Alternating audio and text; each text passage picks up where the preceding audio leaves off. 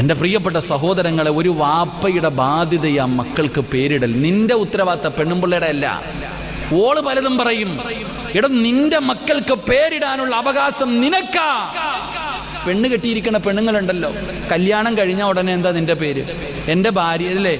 പെണ്ണ് കെട്ടി കഴിയുമ്പോഴത്തേക്ക് പേര് മാറും. എൻ്റെ പെണ്ണുമ്പിള്ളയുടെ പേര് സുമയ്യ, കല്യാണം കഴിഞ്ഞപ്പോഴോ സുമയ്യ സിറാജ് അല്ലേ. എല്ലാവരും എന്താ പേരെന്താ? ഭർത്താക്കന്മാരുടെ ആമീന, ഫാത്തിമയുടെ കൂടെ കെട്ടിയവൻ്റെ പേര്.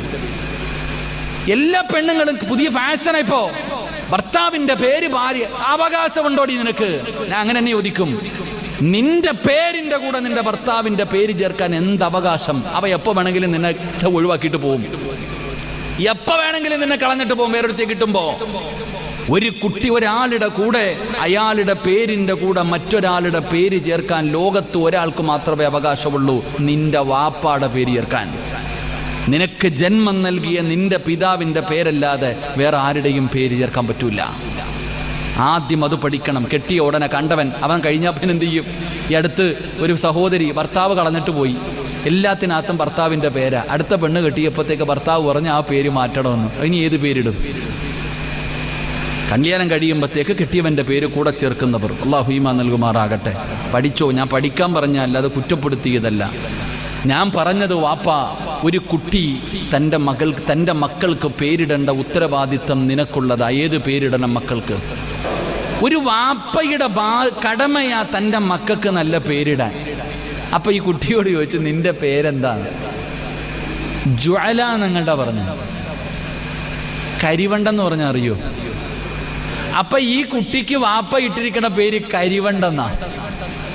ഇനി നിങ്ങൾ ചിന്തിക്ക്, നിങ്ങളുടെ മക്കൾക്ക് ഇട്ടിരിക്കുന്ന പേരെന്താ? സ്വന്തം മക്കളുടെ പേരിന്റെ അർത്ഥം പോലും അറിയാത്തവരാ നമ്മൾ പലരും. പെണ്ണുമ്പിള്ള ഗർഭിണിയാകുമ്പോൾ തന്നെ പണ്ടൊക്കെ ഉസ്താദന്മാരോട് ചോദിക്കും പേര്. ഇപ്പൊ യൂട്യൂബിൽ കയറി നോക്കും, ഫേസ്ബുക്കിൽ നോക്കും. അല്ലാഹു ഈമാൻ നൽകുമാറാകട്ടെ, അല്ലാഹു ഈമാൻ നൽകുമാറാകട്ടെ. എന്നിട്ട് നോക്കിക്കേ, എന്നോടൊരു ചെറുപ്പക്കാരൻ പറഞ്ഞു, ഉസ്താദെ എൻ്റെ മകളുടെ പേര് വെറൈറ്റി പേരാ. അപ്പം ഞാനും ചിന്തിച്ച് ഇതെന്ത് പേരായിരിക്കുമല്ല. അപ്പം ഓൻ പറഞ്ഞെന്ന് പറഞ്ഞാൽ ഇതുപോലെ ഒരു പേര് ഇന്ന് വരെ ഞാൻ കേട്ടിട്ടില്ല. അപ്പം എനിക്കൊരു ആഗ്രഹം തോന്നി എന്താണെന്ന്. അപ്പം ഞാൻ ചോദിച്ചു, എന്താ പേര്? ഫാത്തിമ നിഫാസ്. ഞാൻ പറഞ്ഞു, നല്ല പേരാ. ഒരു വാപ്പ തൻ്റെ മകൾക്ക് ഇട്ടിരിക്കുന്ന പേര് ഫാത്തിമ നിഫാസ്. ഫാത്തിമ എന്ന് പറഞ്ഞാൽ മുത്തി നബിയുടെ മോളുടെ പേര്, നിഫാസ് എന്ന് പറഞ്ഞാൽ പ്രസവ രക്തം. ഞാൻ പറഞ്ഞ ഹൈലൊന്നും കൂടി ഇടാൻ. നിങ്ങൾ ചിരിക്കരുത്, നിങ്ങളാരും ചിരിക്കരുത്. നിങ്ങളുടെ മക്കളുടെ പേരെന്താ? ആലോചിക്കും. സ്വന്തം മക്കളുടെ പേരിൻ്റെ അർത്ഥം അറിയണ എത്ര പേരുണ്ട്? അതൊന്നും ഇല്ലെന്നേ, എന്തെങ്കിലൊക്കെ അങ്ങ് ഇടുക. അർത്ഥമൊന്നുമില്ല. അർത്ഥം എന്താ? അത് രാജകുമാരൻ, രാജകുമാരി. എവിടെ? ഫേസ്ബുക്കിൽ. അള്ളാഹുവിന് ഏറ്റവും ഇഷ്ടപ്പെട്ട പേരേതാ? മുഹമ്മദ് എന്നാ. നിങ്ങൾ എന്താ ഇങ്ങനെ ഇരിക്കണേ? പള്ളിക്കാട്ടി സലാം പറഞ്ഞ പോലെ പറചങ്ങാതിമാരെ. അള്ളാഹ്ക്ക് ഏറ്റവും ഇഷ്ടപ്പെട്ട പേര് മുഹമ്മദ് എന്നാണോ? ആണോ? അല്ല, അല്ല. അഹബ്ബുൽ അസ്മാഇ ഇലല്ലാഹ്, അള്ളാഹുവിന് ഏറ്റവും ഇഷ്ടപ്പെട്ട പേര് അബ്ദുല്ല. ആരെങ്കിലും ഉണ്ടേ? കൈ പൊക്കിക്കേ. അബ്ദുല്ല. അള്ളാഹ്ക്ക് ഏറ്റവും ഇഷ്ടപ്പെട്ട പേരെന്താ? അബ്ദുല്ല. മുത്തുനബി അങ്ങനെ തന്നെ പറയാറ്. നബി സല്ലല്ലാഹു അലൈഹി വസല്ലം തങ്ങൾക്കും ഏറ്റവും ഇഷ്ടപ്പെട്ട പേര് ഞാൻ അള്ളാന്റെ അടിമയാണെന്ന് പറയാനാ. ഞാൻ അള്ളാന്റെ അടിമയാണെന്ന് പറയുന്ന മുത്തുനബിക്ക് വലിയ ഇഷ്ടമായിരുന്നു. അള്ളാഹുവിന് ഏറ്റവും ഇഷ്ടപ്പെട്ട പേര് അബ്ദുല്ല. അബ്ദുറഹ്മാൻ എന്ന് പേരുള്ള ആരെങ്കിലും ഉണ്ടോ? 2 പേര്, 3 പേര്.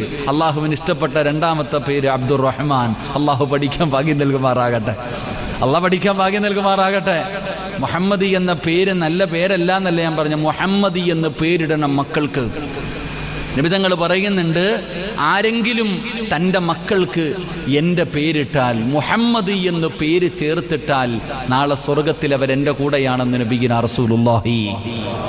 മുഹമ്മദ് എന്ന് പേരിട്ട മക്കൾക്ക് അതാ നബിയോടുള്ള സ്നേഹം. മുഹമ്മദ് എന്ന് പേരിട്ടാൽ തന്നെ മുത്തുനബിയുടെ കൂടെ സ്വർഗത്തിൽ പോകാം. അള്ളാഹു നമുക്ക് ഈമാൻ നൽകുമാറാകട്ടെ. അപ്പം ഞാൻ പറഞ്ഞു വന്നത് ഇതൊന്നുമല്ല, നിങ്ങളൊക്കെ മക്കൾക്ക് നല്ല പേരിട്ടിട്ടുണ്ട്. ഉമർ, അബൂബക്കർ, സഅദ്, മിസ്അബ്, ഉമൈർ, ഫാത്തിമ, ആയിഷ, ഖദീജ, നഫീസ, മൈമൂന, മറിയം. അൽഹംദുലില്ലാ, മനോഹരമായ പേര് എല്ലാവരും വിട്ടിട്ടുണ്ട്.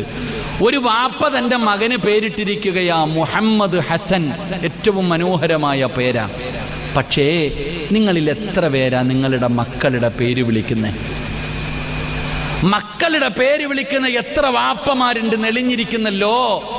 എടാ മുഹമ്മദ് ഹസനെ എന്ന് വാപ്പ തൻ്റെ മകന് പേര് വെച്ചിട്ട് വാപ്പ വിളിക്കുന്നത് മോനെ അക്കുവേ, മോനെ കുക്കുവേ. ചുമ്മാതല്ല പെണ്ണെ അവൻ നിന്നെ പെടലിക്ക് തരുന്നത്.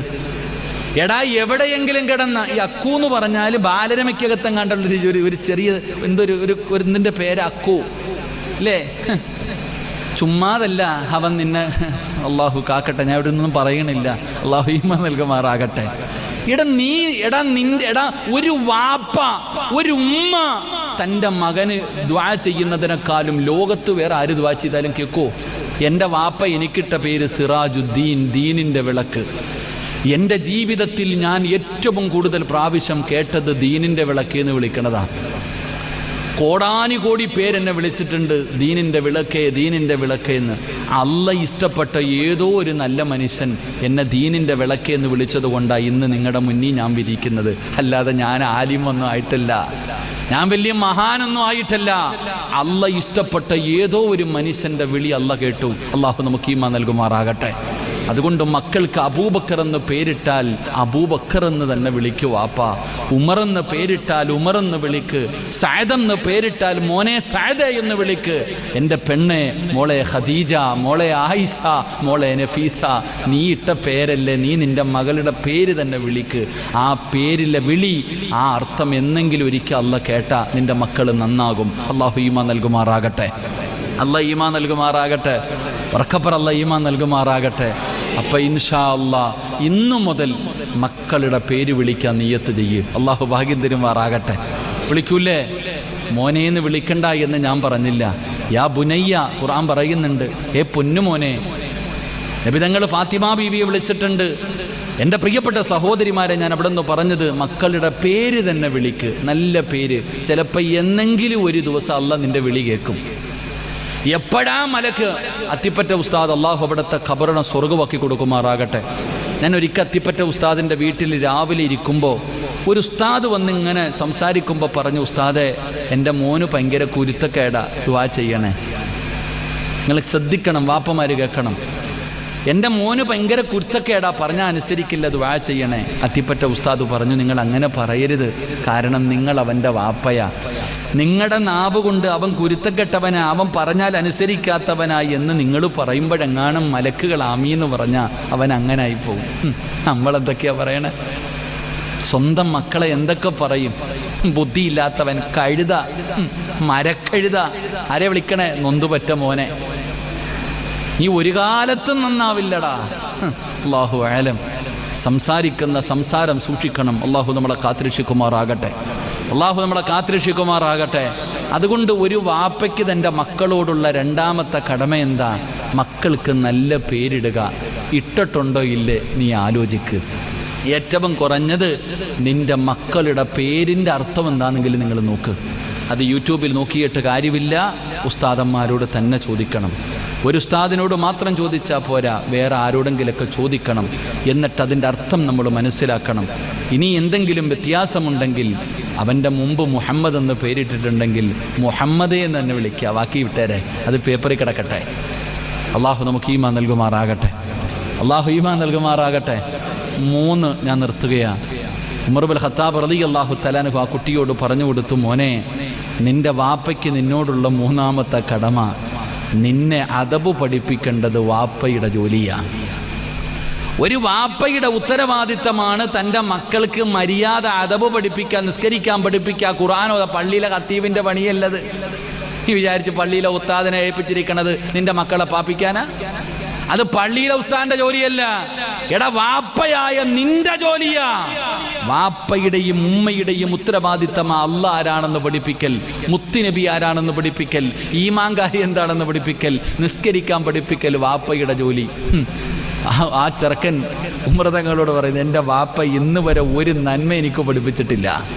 നിങ്ങൾ ആലോചിക്ക്, എല്ലാവർക്കും അറിയുമല്ലോ, നിങ്ങളുടെ ജോലിയല്ലേ മക്കളെ നന്നാക്കേണ്ടത്. 7 വയസ്സുള്ളവനോട് നിസ്കരിക്കാൻ കൽപ്പിക്കണം. 10 വയസ്സായിട്ട് നിസ്കരിക്കാത്തവനെ പറകാക്കാമാരെ എന്ത് ചെയ്യണം? എന്ത് ചെയ്യണം താത്താമാരെ? എന്ത് ചെയ്യണം? എന്ത് ചെയ്യണടാ? 10 വയസ്സായിട്ട് നിസ്കരിക്കാത്തവൻ എന്ത് ചെയ്യണം? എന്ത് ചെയ്യണം? തല്ലണം. നിസ്കരിക്കാത്തതിൻ്റെ പേരിൽ ജീവിതത്തിൽ ഒരിക്കലെങ്കിലും മക്കളെ തല്ലിയ ഏതെങ്കിലും വാപ്പായോ ഉമ്മായോ ഉണ്ടെങ്കിൽ ഒന്ന് കൈപൊക്കിക്കേ. ആഡിറ്റോറിയത്തിന് നല്ല ഉറപ്പല്ലേ?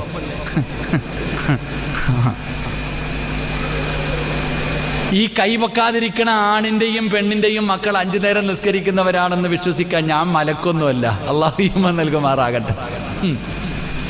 എടാ 10 വയസ്സായിട്ട് നിസ്കരിക്കാത്തവനെ തല്ലി നിസ്കരിപ്പിക്കണമെന്ന് പഠിച്ച ആളാ നീ ഇന്ന് വരെ തല്ലിയിട്ടുണ്ടോ? സ്കൂളിൽ പോടാന്ന് പറഞ്ഞ് തല്ല, ട്യൂഷന് പോടാന്ന് പറഞ്ഞതല്ല അല്ലേ?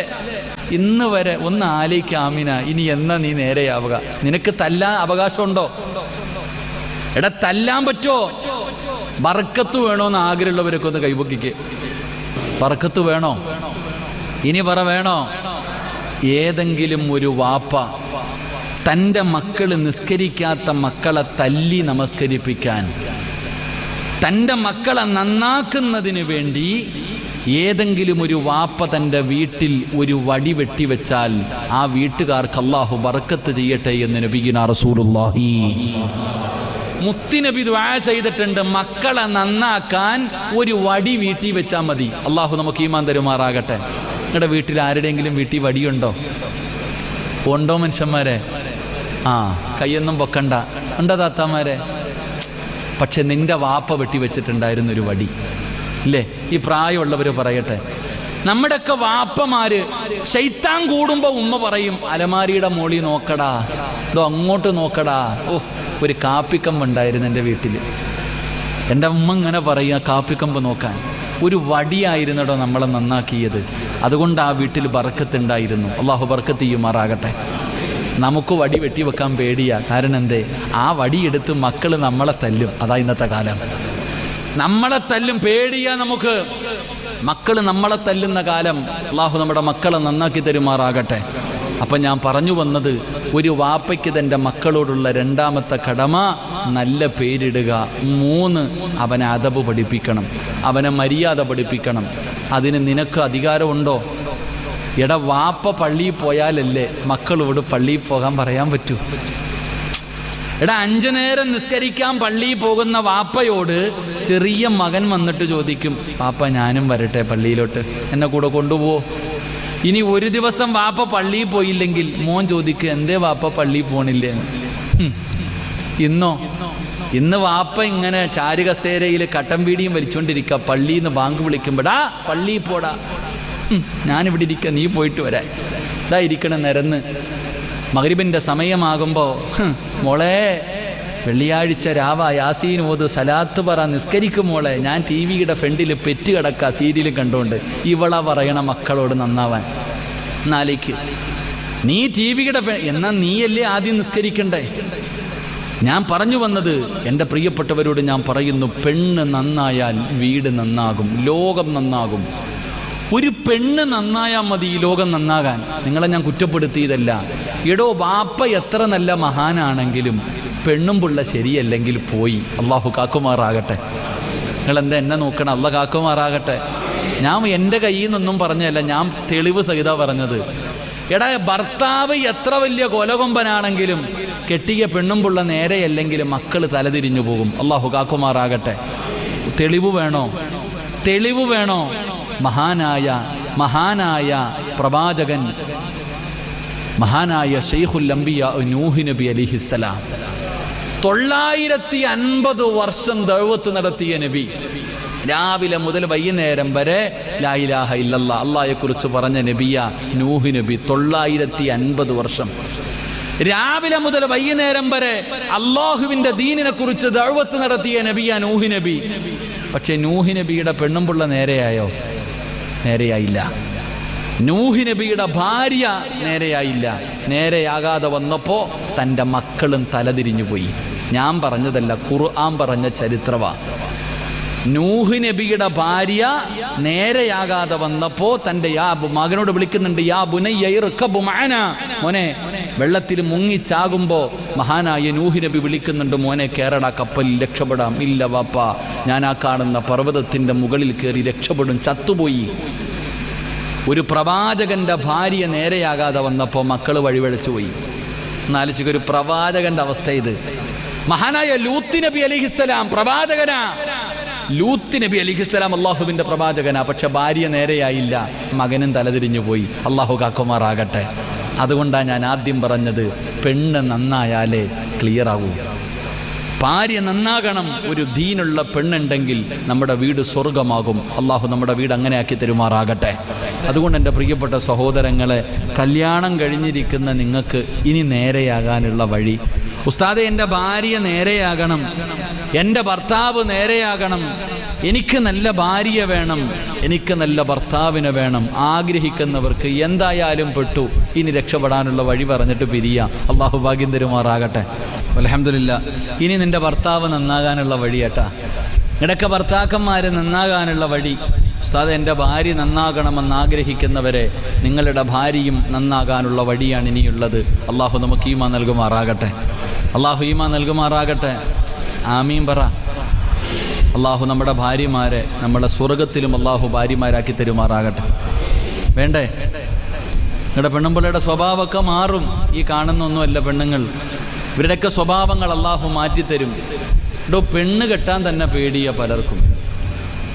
പലരും ചോദിക്കും, എന്തിനാ ഉസ്താദെ പെണ്ണ് കെട്ടണേന്ന്. ചില പെണ്ണുങ്ങൾ ചോദിക്കും, ഉമ്മ എന്തിനാ ഉമ്മ എന്നെ കെട്ടിക്കണേ, ഞാൻ ഇങ്ങനെ നടന്നൂടെ. എന്തിനാ പെണ്ണ് കെട്ടണമെന്നറിയോ? ഖുർആൻ പറഞ്ഞ എന്തെന്നറിയോ?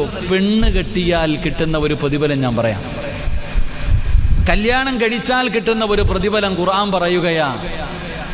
പെണ്ണ് കെട്ടിയ സമാധാനം കിട്ടുമെന്ന് അള്ളാഹുവിൻ്റെ വിശുദ്ധ ഖുർആൻ. അള്ളാഹു ഈമാൻ നൽകുമാറാകട്ടെ. കല്യാണം കഴിച്ചാൽ എന്ത് കിട്ടും? കല്യാണം കഴിച്ചാൽ എന്ത് കിട്ടും? നിങ്ങൾ പറ, എന്ത് കിട്ടും? നിങ്ങൾ പറയൂല. കാരണം എന്തേ? എന്ന് കെട്ടിയോ അന്നത്തോടു കൂടി സമാധാനം പോയെന്നാ നമ്മൾ പറയണേ. എന്നാണോ ഞാൻ കല്യാണം കഴിച്ചത് അന്നത്തോടുകൂടി എൻ്റെ സമാധാനം പോയി എന്നാ നമ്മൾ പറയണത്. എന്നാൽ ഖുർആൻ പറഞ്ഞത് സമാധാനം കിട്ടുമെന്നാ. അപ്പൊ തെറ്റുപറ്റിയത് ആർക്കാ? ഖുർആനല്ല, നമുക്കാ. ഒറ്റ കാര്യം മനസ്സിലാക്കിയാൽ മതി. അള്ളാന്റെ ഈ ദുനിയാവിൽ കുടുംബജീവിതത്തിനേക്കാളും സന്തോഷമുള്ള ഒന്നുമില്ല. അള്ളാഹുവിൻ്റെ ഈ ദുനിയാവിൽ കുടുംബജീവിതത്തിനേക്കാൾ സന്തോഷമുള്ള ഒന്നുമില്ല. ഈ ഇരിക്കണ എല്ലാവരുടെ ആഗ്രഹം സ്വർഗത്തിൽ പോകണമെന്നല്ലേ? ആണോ? ആണോ? ആണ്. സ്വർഗത്തിൽ പോകണമെന്ന ആഗ്രഹത്തിനേക്കാൾ വലുതൊന്നുമില്ല. നമ്മളൊക്കെ ജീവിക്കുന്നത് തന്നെ സ്വർഗത്തിൽ പോകാനാ. എങ്കിൽ ആദം നബി അലൈഹിസ്സലാമിനെ അള്ളാഹു സൃഷ്ടിച്ചു, സ്വർഗത്തിലേക്ക് കയറ്റിവിട്ടു. ആദം നബി അള്ളാഹു സൃഷ്ടിച്ചിട്ട് സ്വർഗത്തിൽ കയറ്റിവിട്ടു. ആദം നബി സ്വർഗത്തിലൂടെ ഇങ്ങനെ നടക്ക. അള്ളാഹു ആദം നബിയോട് ചോദിച്ചു, ആദമേ എന്താ നിനക്കൊരു സന്തോഷമില്ലാത്ത? എന്തേ ആദമേ നിനക്കൊരു സന്തോഷമില്ലാത്തത്? ആദം നബി പറഞ്ഞ മറുപടി എന്തെന്നറിയോ? എവിടെ വെച്ച്? സ്വർഗത്തിൽ വെച്ച്. അള്ളാഹുവിൻ്റെ സ്വർഗത്തിലൂടെ നടക്കുന്ന ആദം നബി പറഞ്ഞ മറുപടി എന്തോ ഒരു കുറവുള്ളതുപോലെ. ഒറ്റയ്ക്ക് നടന്നിട്ടൊരു സുഖമില്ലെന്നാ പറഞ്ഞേ. എന്താ പറഞ്ഞേ? ഒറ്റയ്ക്ക് നടന്നിട്ടൊരു സുഖമില്ലെന്ന്. ഹവ്വാ റളിയല്ലാഹു തആല അൻഹുവിനെ കിട്ടിയപ്പോഴാ ആദം നബിക്ക് സന്തോഷം ഉണ്ടായ, സമാധാനം കിട്ടിയത്. അപ്പോൾ സ്വർഗമാണോ വലുത്, കുടുംബജീവിതമാണോ വലുത്? ചിന്തിക്ക്. ഭാര്യയാണോ വലുത്? ഒരു ഭാര്യയും ഭർത്താവും തമ്മിൽ ഒരുമിക്കുമ്പോഴുള്ള ആ സന്തോഷം സ്വർഗത്തെക്കാളും വലുതെന്ന് ഈ ചരിത്രം പഠിപ്പിക്കണേ. എൻ്റെ പ്രിയപ്പെട്ട പെങ്ങളെ, നാളെ അള്ളാഹുവിൻ്റെ സ്വർഗത്തിലേക്ക് കടന്നു പോകണം, കുടുംബസമേതം പോകണം. അള്ളാഹു ഭാഗ്യം തരുമാറാകട്ടെ. സ്വർഗത്തിലേക്ക് കടന്നു പോകുമ്പോൾ ഖുർആൻ യാസീൻ ഓതുമല്ലോ, ഹും വഅസ്വാജുഹും ഫീ ളിലാലിൻ അലൽ അറായികി മുത്തഖിയൂൻ ലഹും ഫീഹാ ഫാകിഹത്തും വലഹും മാ യദ്ദഊൻ സലാമുൻ ഖൗലൻ മിർ റബ്ബിർ റഹീം. ഈ ഇരിക്കണ നിങ്ങളിൽ ചിലര് ഭാര്യയും ഭർത്താവും മക്കളും നാളെ സ്വർഗത്തിൽ ചാരുകസേരയിൽ ഇരിക്കുന്ന. ചാരുകസേരയിൽ ഭാര്യയും ഭർത്താവും മക്കളും കൂടെ ഇങ്ങനെ സുഖിക്കും. ചുറ്റുഭാഗം മുഴുവനും ഖാദിമീങ്ങൾ ഉണ്ടാകും, സേവകര്. അപ്പൊ ഇങ്ങനെ ചോദിക്കും, എൻ്റെ പൊന്നാമിന, നിങ്ങൾ ദുനിയാവിലും ഒരുമിച്ച് ഇവിടെയും ഒരുമിച്ച് എങ്ങനെ പറ്റിയെന്ന്. ഇവിടെ നാളെ ചോദിക്കൂടെ ചങ്ങാതി, നീയും നിന്റെ പെണ്ണും പിള്ളയും നിന്റെ മക്കളും അള്ളാഹുവിന്റെ സ്വർഗത്തിൽ ഇരുന്ന് സുഖിക്കുക. സ്വർഗത്തിൽ കയറി വരുന്ന മലക്കുകൾ ഉൾപ്പെടെ എല്ലാവരും പറയും, അസ്സലാമു അലൈക്കും, അസ്സലാമു അലൈക്കും, അസ്സലാമു അലൈക്കും, നിന്നെ ബഹുമാനിക്കും. അപ്പം ചോദിക്കും, ദുനിയാവിൽ ഒരുമിച്ച് ഇവിടെയും ഒരുമിച്ച് എങ്ങനെ? അള്ളാഹു ഒരുമിക്കാൻ ഭാഗ്യം തരുമാറാകട്ടെ. അള്ളാഹു ഒരുമിക്കാൻ ഭാഗ്യം തരുമാറാകട്ടെ. കുടുംബസമേതം സ്വർഗത്തിൽ പോകണം, അള്ളാഹു ഭാഗ്യം നൽകുമാറാകട്ടെ.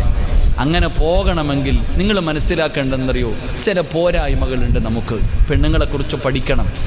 10, 20, 30 കൊല്ലം കൂടെ നടന്നാൽ പോരെ സഹോദര. പെണ്ണാരാണെന്ന് ആദ്യം പഠിക്കണം. അവിടെയാ നമുക്ക് വഴിപറ്റിപ്പോയേ. പെണ്ണിന് ചില സ്വഭാവങ്ങളുണ്ട്, നിങ്ങൾ ആദ്യം മനസ്സിലാക്കേണ്ടത്. ഉദാഹരണം ഞാൻ പറഞ്ഞു തരാം. ഒന്ന്, ഏതൊരു ഭർത്താവിൻ്റെയും ആഗ്രഹമാണ് ഞാൻ വരച്ച വരയിൽ എൻ്റെ ഭാര്യ നിൽക്കണം, ഞാൻ പറയുന്നത് എൻ്റെ ഭാര്യ അനുസരിക്കണം. ഇതൊരു ഭർത്താവിൻ്റെ ആഗ്രഹമാണ്. അള്ളാഹു ഈമാൻ തരുമാറാകട്ടെ. ഇല്ലേ? ഏതൊരു ഭർത്താവിൻ്റെ വാശിയ, ഞാൻ വരച്ച വരയിൽ എൻ്റെ ഭാര്യ നിൽക്കണം. നീ കയറി നിന്നോ, കിയാമത്ത് നാൾ വരെ നിന്റെ പെണ്ണുപിള്ള കയറി നിൽക്കൂല. അള്ളാഹു ഈമാൻ തരുമാറാകട്ടെ. ഞാൻ ഉറപ്പിച്ചു പറയാം, നീ കിയാമത്ത് നാൾ വരെ വരച്ചിട്ട് നോക്കിക്കൊണ്ട് നിൽക്കണം, നിന്റെ പെണ്ണുമ്പോൾ അതിൽ കയറി നിൽക്കൂല. കാരണം അത് അങ്ങനെ അള്ളാഹു അവരെ സൃഷ്ടിച്ചിരിക്കുന്നത് വളഞ്ഞ എല്ലിൽ നിന്നാ.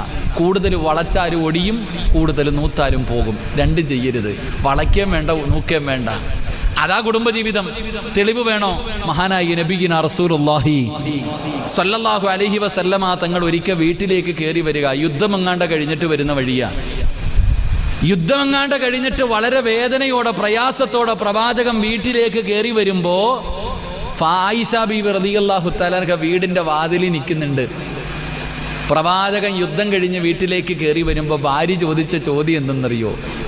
ഭാര്യമാരിൽ ഏറ്റവും കൂടുതൽ ഇഷ്ടം ഏത് ഭാര്യയോടാ?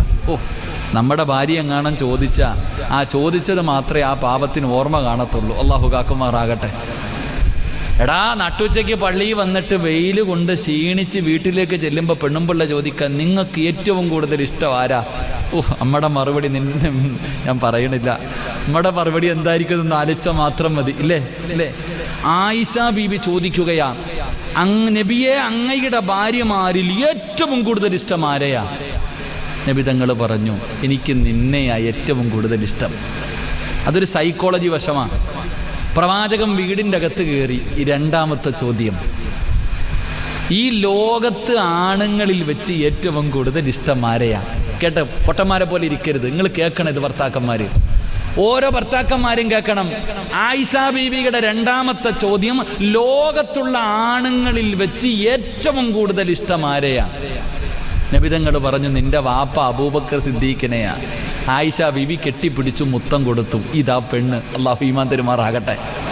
നിന്റെ വാപ്പ, നിന്റെ ഉമ്മ, നിന്റെ കൂടെ പറപ്പ്, ഓള് കേട്ട പരിചയമെങ്കിലും കാണിക്കോ? എന്നാൽ അവളുടെ വാപ്പ ഒന്ന് പറഞ്ഞു വയ്ക്കേ, ഇന്ന് വഴുത് കഴിഞ്ഞ് വീട്ടിൽ പോയിട്ട്, ആമിന, നിന്റെ വാപ്പാനെ പോലൊരു നല്ല മനുഷ്യ ഈ ദുനിയാവിൽ, ഒന്ന് പറഞ്ഞു വയ്ക്കേ.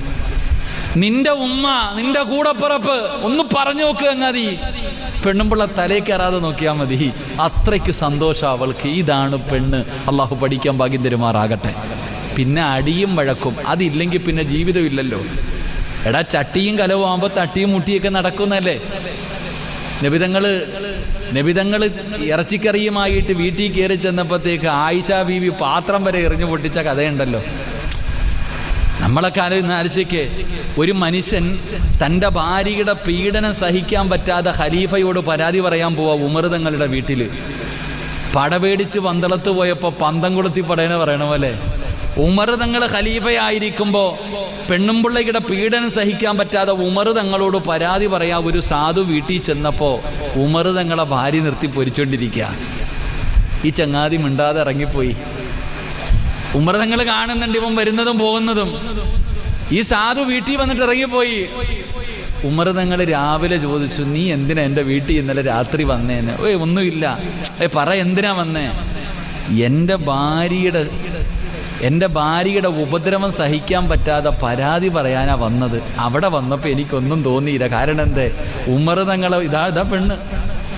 അതുകൊണ്ട് എന്താ, ജീവിതത്തിൽ അടിയും വഴക്കും ബഹളമൊക്കെ ഉണ്ടാകും. പക്ഷെ അതൊക്കെ ഒരു പരിധി ഉണ്ടാകണം, അതിനപ്പുറം ആവരുത്.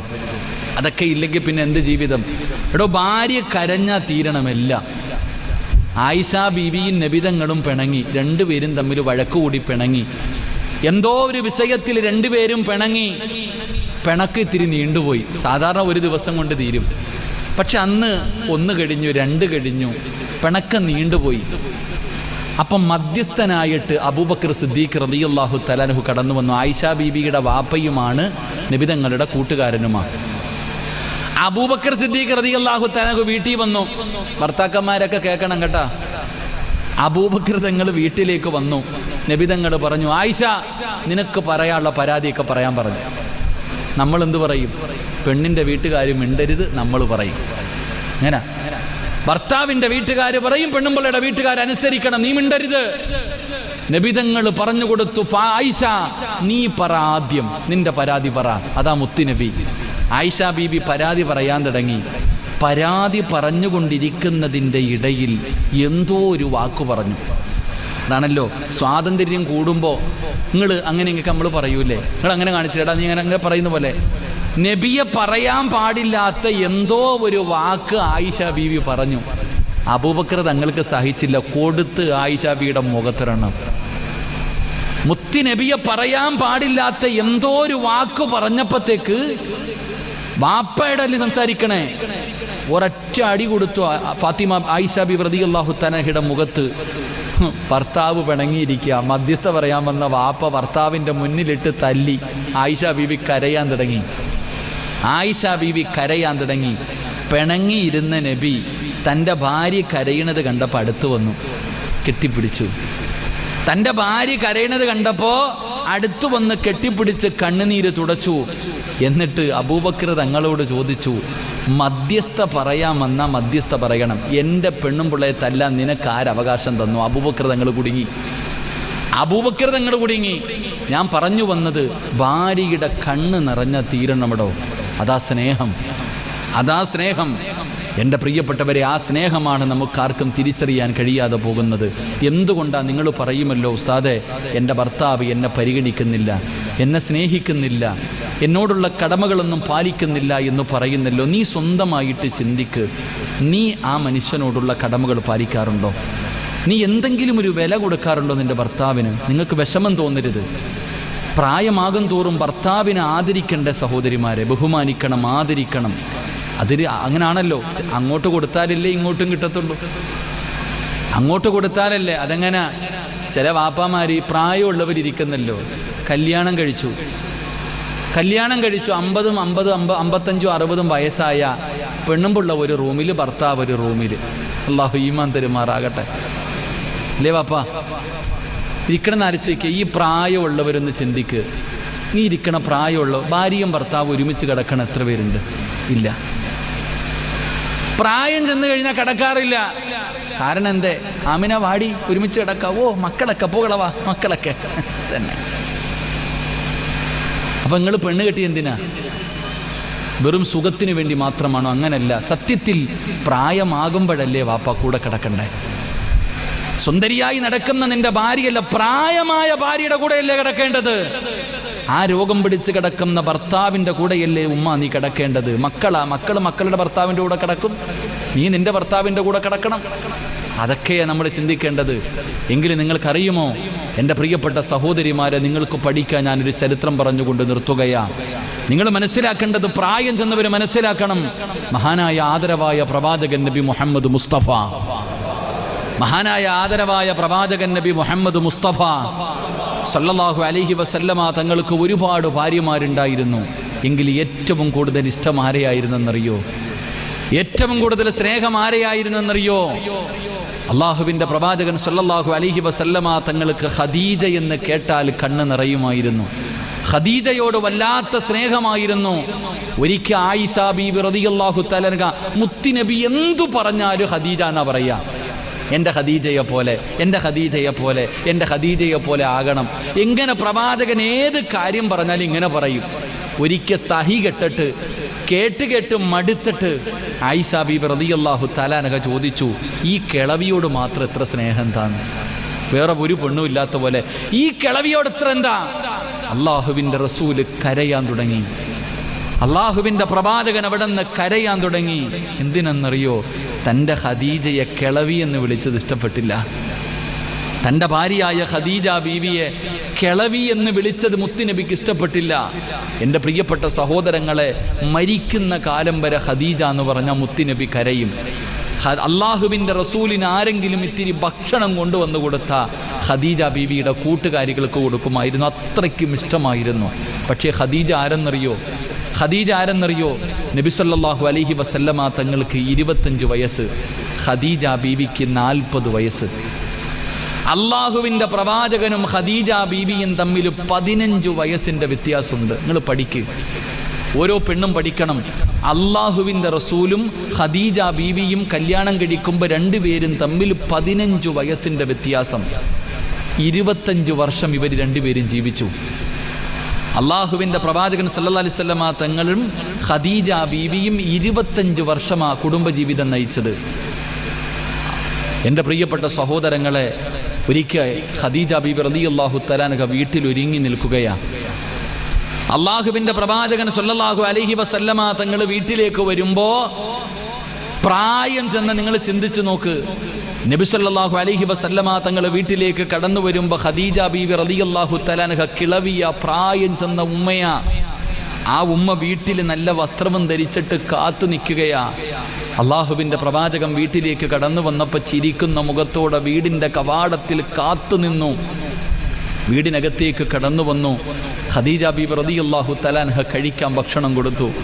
അള്ളാഹിൻ്റെ റസൂലിന് വല്ലാത്ത അത്ഭുതമായി. എന്തേ ഖദീജ ഇന്ന്, എന്തേ ഇത്ര സന്തോഷം? അള്ളാഹുവിൻ്റെ പ്രവാചകന് കഴിക്കാൻ ഭക്ഷണം കൊടുത്തു. ഭക്ഷണമൊക്കെ കഴിച്ചു. ഖദീജ ബീബി റളിയല്ലാഹു തആല അൻഹ അള്ളാഹുവിൻ്റെ റസൂലിൻ്റെ മടിയിൽ വന്ന് കിടന്നു. റസൂലുള്ളാഹി സ്വല്ലല്ലാഹു അലൈഹി വസല്ലമ തങ്ങളുടെ മടിയിൽ വന്ന് കിടന്നു. ഖദീജ ബീബി റളിയല്ലാഹു തആല അൻഹ മുത്തുനബിയോട് ചോദിച്ചു, നബിയെ, നമ്മൾ രണ്ടുപേരും ജീവിക്കാൻ തുടങ്ങിയിട്ട് 25 വർഷമായി. നമ്മൾ രണ്ടുപേരും ജീവിക്കാൻ തുടങ്ങിയിട്ട് 25 വർഷമായി. നബിയെ, ഞാൻ പോവുകയാണ് നബിയെ. ഖദീജ ബീബി റളിയല്ലാഹു തആല അൻഹ അള്ളാഹിൻ്റെ റസൂലിൻ്റെ മടിയിൽ കിടന്നിട്ട് പറയുകയാ, ഞാൻ പോകുകയാണ് നബിയെ. ഈ 25 കൊല്ലത്തിൻ്റെ ഇടയിൽ ഞാൻ എന്തെങ്കിലും അങ്ങയുടെ മനസ്സ് വേദനിപ്പിച്ചിട്ടുണ്ടെങ്കിൽ എനിക്ക് പൊരുത്തം തരണം. അള്ളാഹുവിൻ്റെ പ്രവാചകൻ ഖദീജ ബീബിയുടെ വാ പൊത്തിപ്പിടിച്ചു. ഖദീജ ബീബി റളിയല്ലാഹു തആല അൻഹയുടെ വാ പൊത്തിപ്പിടിച്ചു. എന്നിട്ട് മുത്തുനബി ചോദിക്കുന്നു, നീ എന്നോട് പൊരുത്തം ചോദിക്കുന്നു ഖദീജ? നീ എന്നോട് ചോദിക്കുന്നോ? നിങ്ങൾക്കറിയോ, ഖദീജ ബീവിക്ക് അല്ലാഹു കൊടുക്കുന്ന പ്രതിഫലം ലോകത്തൊരു പെണ്ണിനും കിട്ടൂല. ലോകത്ത് ഒരു പെണ്ണിനും കിട്ടൂല ഖദീജ ബീവിക്ക് അല്ലാഹു കൊടുക്കുന്ന പ്രതിഫലം. ഖദീജ ബീവിക്ക് സ്വർഗത്തിൽ ആരും ശല്യം ചെയ്യാത്ത ഒരു ഭാഗത്ത് ഒരു മുത്തിൻ്റെ കൊട്ടാരം, ഒരു മുത്ത് കൊണ്ടുണ്ടാക്കിയ കൊട്ടാരം. എന്തിനെന്നറിയോ ഉമ്മ? ഈ ഇരിക്കണ പെണ്ണുങ്ങളൊക്കെ കേൾക്കണം. എന്തിനാ അല്ലാഹു ഇത് കൊടുത്തെന്നറിയോ? 25 കൊല്ലം അള്ളാഹുവിൻ്റെ റസൂലിൻ്റെ കൂടെ ജീവിച്ചിട്ട് ഒരിക്കൽ പോലും ശബ്ദമുയർത്തി സംസാരിച്ചിട്ടില്ല ഖദീജ. 25 വർഷക്കാലം അള്ളാഹുവിൻ്റെ പ്രവാചകന്റെ ഭാര്യയായി ജീവിച്ചു. മുത്തുനബിയെക്കാളും 15 വയസ്സ് കൂടുതൽ. ആ 25 വർഷത്തിൻ്റെ ഇടയിൽ ഒരിക്കൽ പോലും ശബ്ദമുയർത്തി ഖദീജ സംസാരിച്ചിട്ടില്ല. അതിനല്ല കൊടുത്തതാ. നീയോ? നിന്റെ നാവിൻ്റെ നീളം നിങ്ങൾക്കറിയോ? ഭർത്താവിനോട് സംസാരിക്കുമ്പോൾ നിങ്ങളുടെ നാവിൻ്റെ നീളം നിങ്ങൾക്കറിയോ? എന്തൊക്കെ പറയും നിങ്ങൾ? ഞാൻ നിങ്ങളെ കുറ്റപ്പെടുത്തിയതല്ല, നിങ്ങൾ ചിന്തിച്ചു നോക്ക്. നിങ്ങളെക്കുറിച്ച് നിങ്ങളുടെ ഭർത്താവിനോട് ചോദിച്ചാൽ ഒരു നല്ല വാക്ക് പറയുമെന്ന് നിങ്ങൾക്ക് തോന്നുന്നുണ്ടോ? അള്ളാഹുവിൻ്റെ പ്രവാചകൻ ഖദീജ ബീബി റളിയല്ലാഹു തആല അൻഹയുടെ വാ പൊത്തിപ്പിടിച്ചിട്ട് പറഞ്ഞു, ഖദീജ, നീ എന്നോട് പൊരുത്തം ചോദിക്കരുത്. കാരണം നിന്നെക്കുറിച്ച് പറയാൻ എനിക്കൊരു പരാതിയില്ല. നീ എന്നെ വിട്ടിട്ട് പോകുകയാണോ? നീ എന്നോട് യാത്ര പറയുകയാണോ? അള്ളാഹുവിന്റെ പ്രവാചകനെ പെടുന്ന ഖദീജ ബീബി റളിയല്ലാഹു തആല അൻഹയുടെ വാ പൊത്തിപ്പിടിച്ചിട്ട്, ഖദീജ,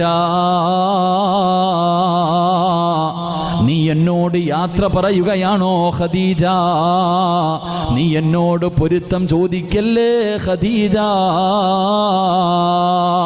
അള്ളാഹുവിന്റെ പ്രവാചകനെ പെടുന്ന പറയുമ്പോ മടിയിൽ കിടന്നിരുന്ന ഖദീജ ബീബി റളിയല്ലാഹു തആല അള്ളാന്റെ റസൂലിനെയൊക്കെ ചാടി എഴുന്നേറ്റ് കഴുത്തിലങ്ങ് കെട്ടിപ്പിടിക്കുകയാ.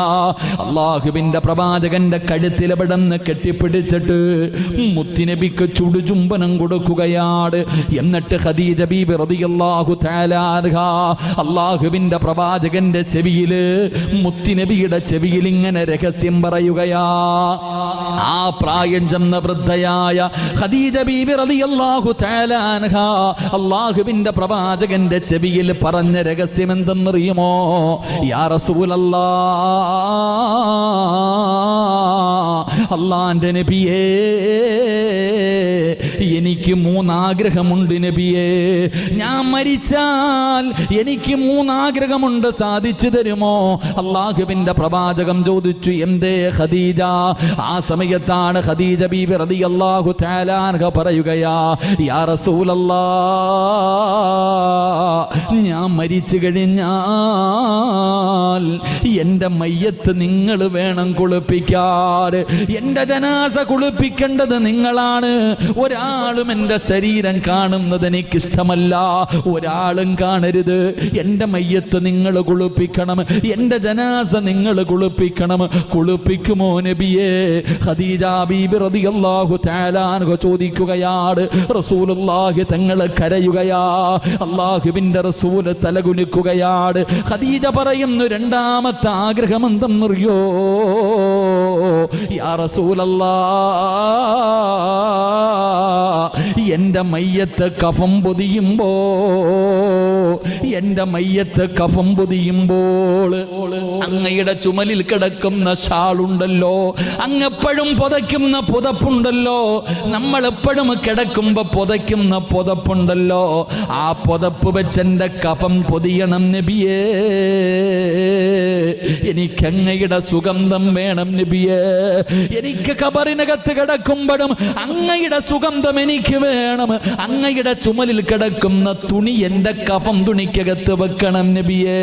റസൂലുള്ളാഹി തങ്ങൾ തലകുനിക്കുകയാണ്. ഖദീജ ബീബി റളിയല്ലാഹു തആല അൻഹ മൂന്നാമത് പറഞ്ഞത് എന്തെന്നറിയോ? യാ റസൂലല്ലാഹ്, 6 അടി മണ്ണിനകത്ത് എൻ്റെ മയ്യത്തിറക്കുമ്പോ, ഖബറിനകത്തേക്ക് എൻ്റെ ജനാസ ഇറക്കുമല്ലോ, അങ്ങ് വേണം ഇറക്കി വെക്കാൻ. അങ്ങയുടെ കൈ കൊണ്ട് വേണം എൻ്റെ ജനാസ ഇറക്കി വെക്കാൻ. ഖദീജ ബീബി റളിയല്ലാഹു തആല അൻഹ അല്ലാഹുവിൻ്റെ പ്രവാചകനോട് അവിടുന്ന് പറയുകയാ, അല്ലാഹുവിൻ്റെ റസൂലിനോട് അവിടുന്ന് വസിയത്ത് ചെയ്യുകയാ. എൻ്റെ പ്രിയപ്പെട്ട പെങ്ങളെ ഖദീജ ബീബി റളിയല്ലാഹു തആല അൻഹ അല്ലാഹുവിൻ്റെ പ്രവാചകനെ കെട്ടിപ്പിടിച്ച് പൊരുത്തം ചോദിച്ച് യാത്ര പറഞ്ഞ് മുത്തുനബിയുടെ മടിത്തട്ടിൽ കിടന്ന് ഖദീജ ബീബി റളിയല്ലാഹു തആല അൻഹ യാത്രയാവുകയാണ്. പടച്ചവരെ, ഖദീജ ബീബിയുടെ മയ്യത്ത് കുളിപ്പിച്ചതാരാ? അല്ലാഹുവിന്റെ റസൂലാ കുളിപ്പിച്ചത്. ലോകത്ത് ആർക്കെങ്കിലും അങ്ങനെ ഒരു ഭാഗ്യം കിട്ടുമോ? ഖദീജ ബീബിയുടെ ജനാസ കുളിപ്പിച്ചത് അല്ലാഹുവിന്റെ റസൂലാ. മുത്തുനബി ഇങ്ങനെ കുളിപ്പിക്കുമ്പോ റസൂലുള്ളാഹി തങ്ങളുടെ കണ്ണിനൂല് ഇങ്ങനെ ഒഴുകുകയാണ്. മുത്തുനബിയുടെ കണ്ണുനീരിങ്ങനെ ഒഴുകുന്നുണ്ട്. കരഞ്ഞുകൊണ്ടാ ഖദീജ ബീബിയുടെ ജനാസ കുളിപ്പിച്ചത്. അവിടെ നിന്ന് കഫം പൊതിയുമ്പോ റസൂലുള്ളാഹി തങ്ങൾ തന്റെ ചുമലിൽ കിടന്ന ഷാൾ എടുത്തിട്ട് ഖദീജ ബീബി റളിയല്ലാഹു തആല അൻഹയുടെ കഫം തുണിക്കകത്ത് വെക്കുകയാ. ഭാര്യയുടെ ആഗ്രഹമല്ലേ, ഭാര്യയുടെ വസിയത്തല്ലേ? എൻ്റെ പ്രിയപ്പെട്ടവരെ, അവസാനം ജനാസ പൊതിഞ്ഞു പള്ളിപ്പറമ്പിൽ കൊണ്ടുവന്ന് ഖബറിനകത്തിറക്കുമ്പോ അല്ലാഹുവിൻ്റെ പ്രവാചകന് ഖബറിനകത്തിറങ്ങിയിട്ട് ഖദീജ ബീബി റളിയല്ലാഹു തആല അൻഹയുടെ ജനാസ ഇങ്ങനെ കൈകൊണ്ട് താങ്ങിയെടുക്കുകയാണ്. 6 അടി മണ്ണിനകത്തിറക്കി വെക്കുമ്പോ റസൂലുള്ളാഹി കരയുകയാ.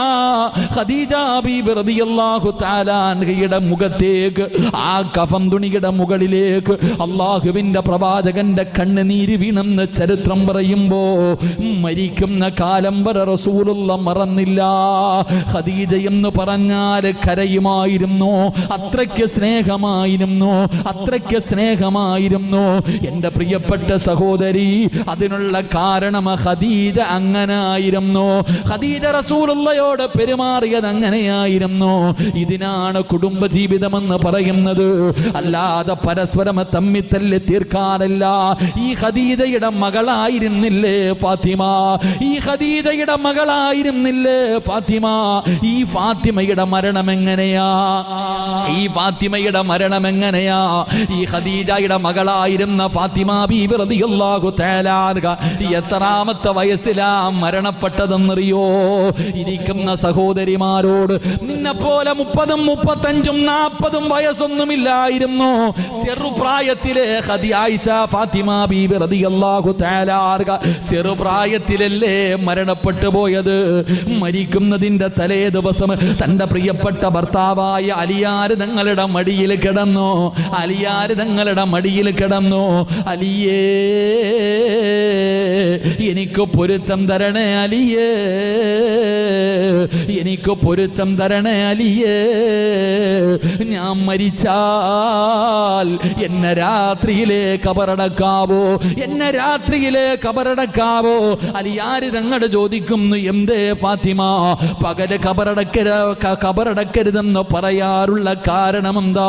ഫാത്തിമ ബീബി റളിയല്ലാഹു തആല അൻഹ പറഞ്ഞ മറുപടി എന്തെന്നറിയോ? പകലാണ് എന്നെ കബറടക്കുന്നതെങ്കിൽ എൻ്റെ മയ്യത്ത് പൊതിയുന്നത്, എൻ്റെ മയ്യത്ത് ചുമക്കുന്നത്, എൻ്റെ മയ്യത്ത് ഖബറിൽ ഇറക്കി വെക്കുന്നത് അന്യ പുരുഷന്മാരാകുമല്ലോ അലിയേ.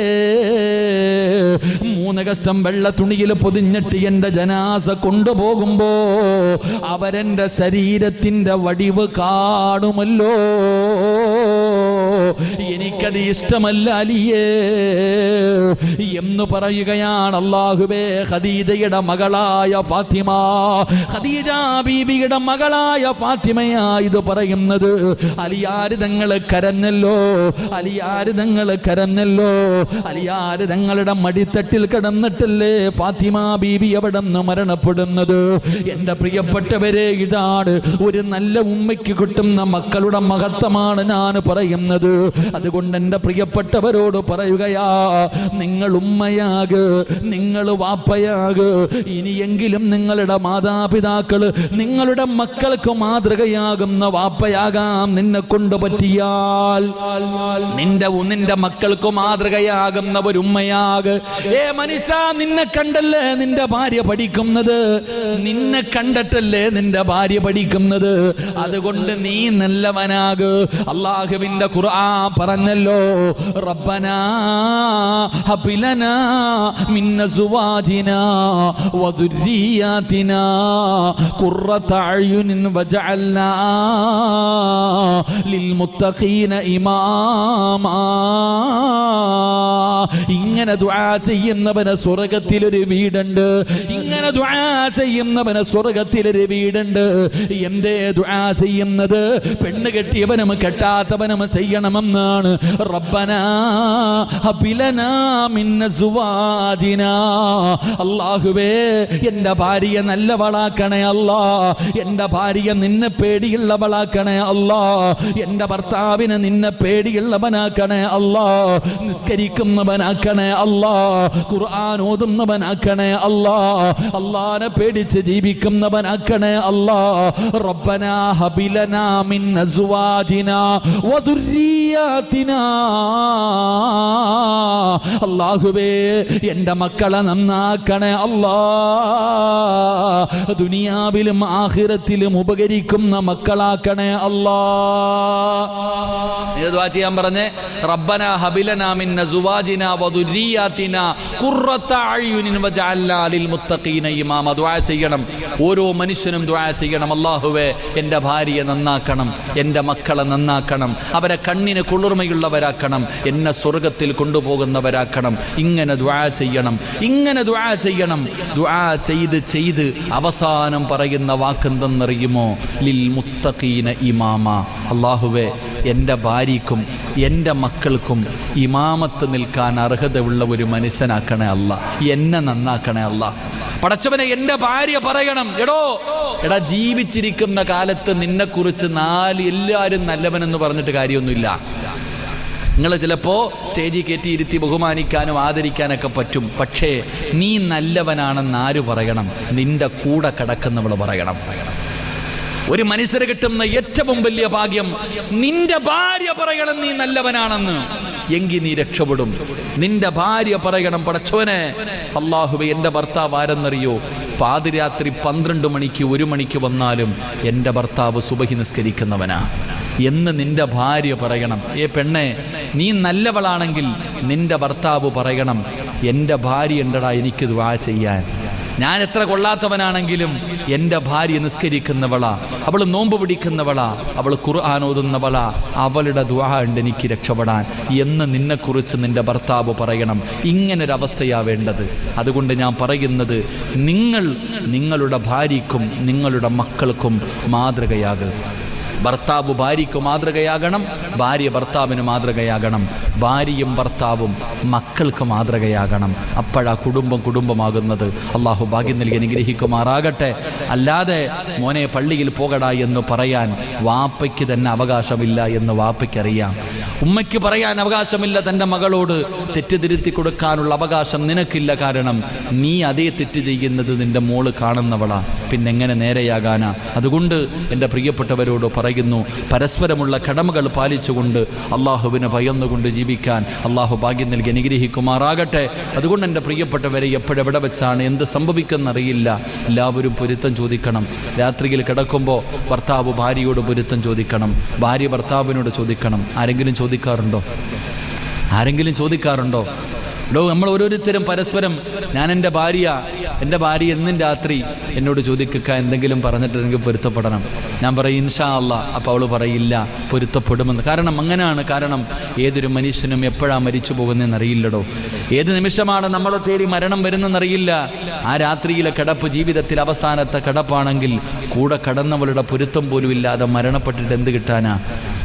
ഭർത്താവെ, നിന്റെ കൂടെ കിടന്ന നിന്റെ ഭാര്യയുടെ പൊരുത്തം നിനക്കില്ല, നിന്റെ ഭർത്താവിൻ്റെ പൊരുത്തം പോലും നിനക്ക് കിട്ടാതെ നീ മരണപ്പെട്ട് എന്ത് കിട്ടാനാ? അതുകൊണ്ട് ഓരോ രാത്രിയിലും കിടക്കുമ്പോൾ പരസ്പരം പൊരുത്തം ചോദിച്ചിട്ട് വേണം കിടക്കാൻ. പൊരുത്തത്തോടു കൂടി മരിക്കണം. അള്ളാഹു നമുക്ക് ഭാഗ്യം നൽകി അനുഗ്രഹിക്കുമാറാകട്ടെ.